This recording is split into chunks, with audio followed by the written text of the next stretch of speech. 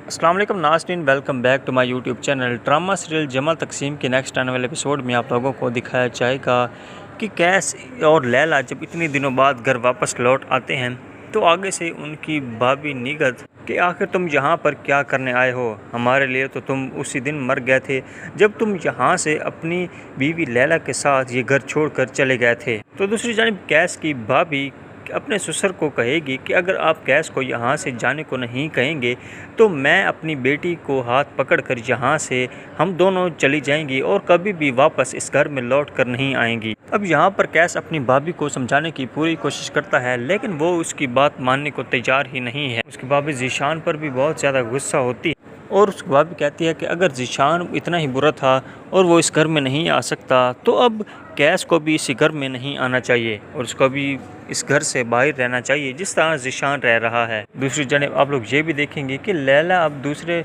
मकान में शिफ्ट हो गई है और जब कैस वापस उस घर में आता है तो देखता है कि वो आराम से और परेशान बैठी होती है। तो कैस उससे कहता है कि क्या तुमने खाना नहीं बनाया और अपना हुलिया तो देखो, जाकर फ्रेश हो जाओ। तो वो कहती है कि मैंने फ्रेश नहीं होना। ये सब कुछ आप आने वाले एपिसोड में देखने जा रहे हैं।